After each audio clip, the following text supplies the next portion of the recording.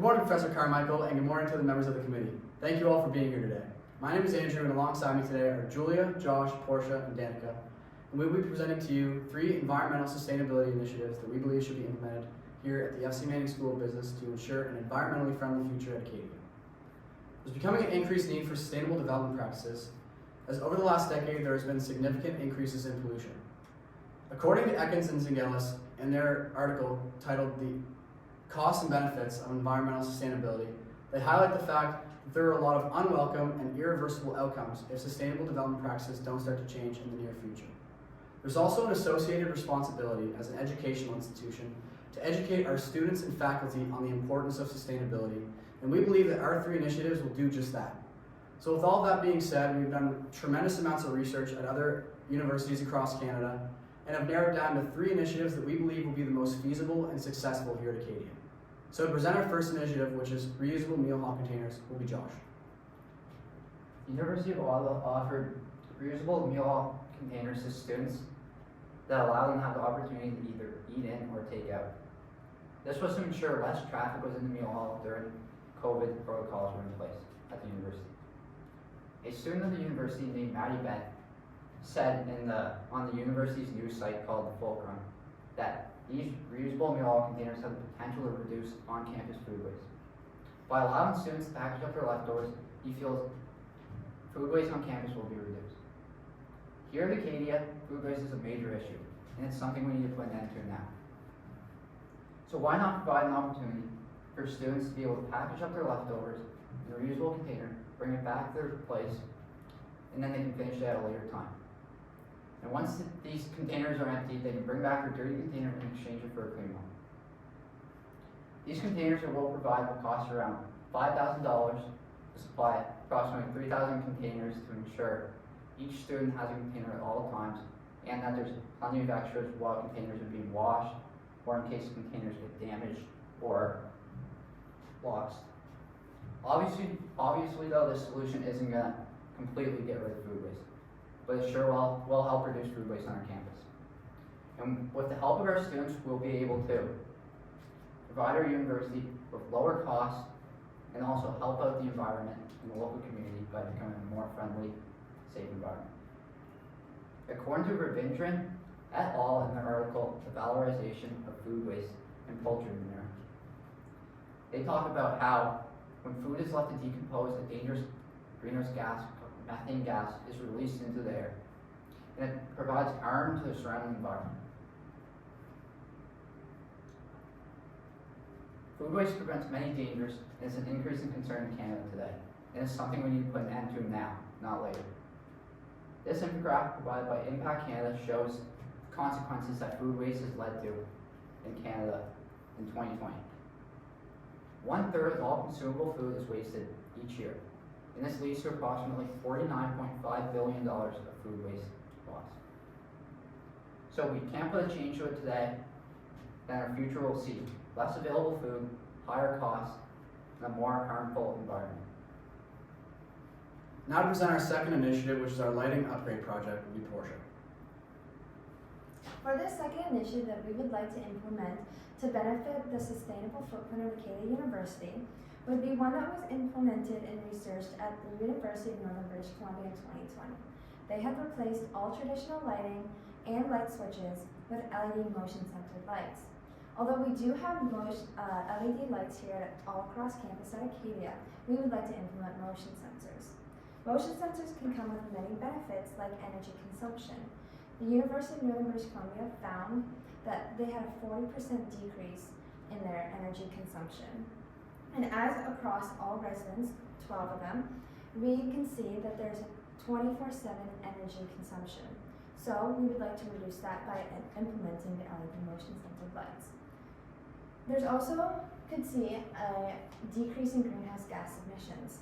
So as there's less demand for energy, it minimizes the need for electricity demanded from fossil fuels, which ultimately decreases the greenhouse emissions.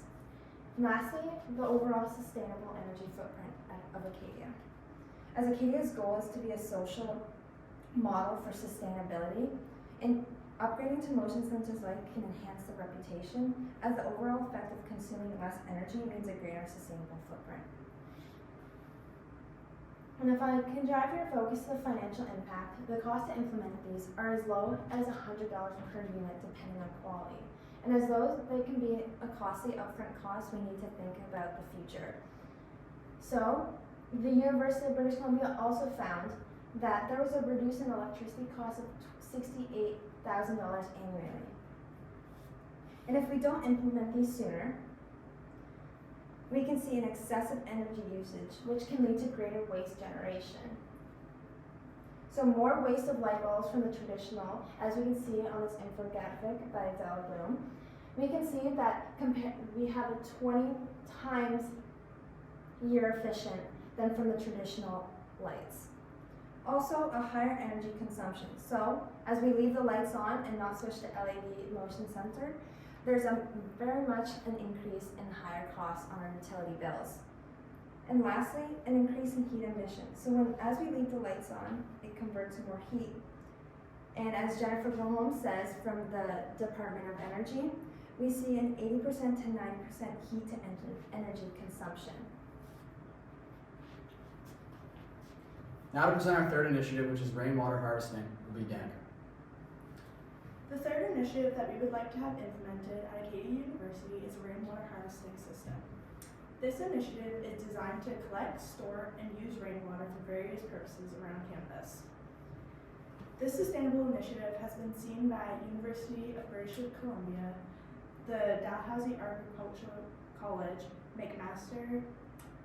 The first rainwater harvesting system that will be implemented at Acadia will be located at the KCIC. Gutters will be installed along the edge of the roof to collect rainwater direct to the storage system. Once the rainwater is collected and treated, it can be distributed through a separate plumbing system for non-portable uses. This system will distribute water for sinks, toilets, landscaping, and cooling systems. Implementing this system at the KCIC allows for 65,000 square footage.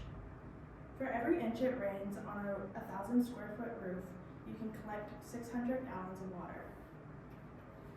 An approximate total cost to implement a rainwater harvesting system at Acadia University is seen to be around $10,548.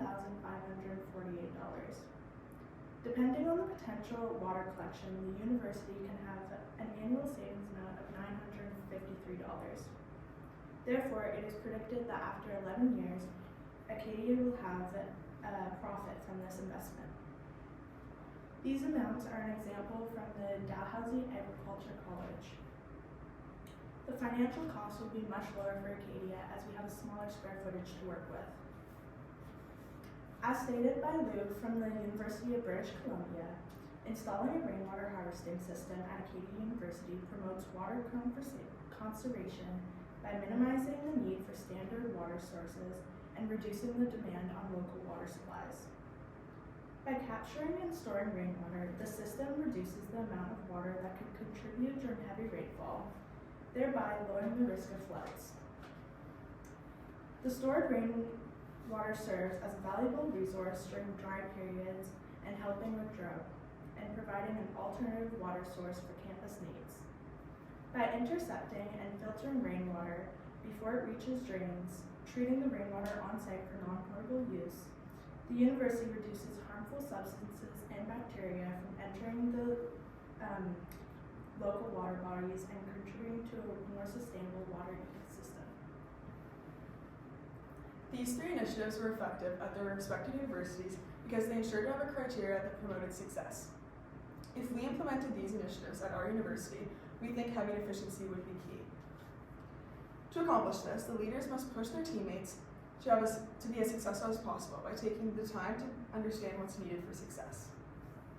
But between the leaders and the project team, there needs to be transparency. Transparency means an environment where information is open, available, and shared appropriately with key initiative members. This means the project team has easy access to the project plan, working materials, and the list of decisions. This helps the project team approach its work in the most informed way possible. But with every project, it can lead to long, overwhelming, and full of challenges. The team needs to maintain a focus on the desired outcome. A lack of focus on the outcome puts your team at risk of spending time, energy, and budget on focus on the wrong goal, which can lead to a canceled project after months of work. Having a team that is outcome focused is valuable, but wouldn't be manageable without being on time and on budget. Keeping control of your timeline and budget is key to driving discipline within your team. Like timelines, you should be reviewing budget regularly to account for previous and upcoming expenses. Without effective timelines and budget management, your project can quickly get away from you. Implementing these standards to our initiative will give us disciplined initiative that will produce high quality products. We strongly believe that by following the criteria above, our initiatives can be just as successful as they were at the previous universities. So in summary, our findings have led us to believe that the benefits of these initiatives are exponential. And not only will they allow our school to align with sustainable practices, but there are a lot of financial benefits as well. And although I will acknowledge that the upfront cost is heavy, we have to look at this as an investment in our future and in your future as well. Sitting here today, we all know that unsustainable practices are a huge issue, and if we want this beautiful campus to look like this for years to come, the time to make a change is right now, and we need your support. Thank you for your time today, and we hope you will consider our initiatives.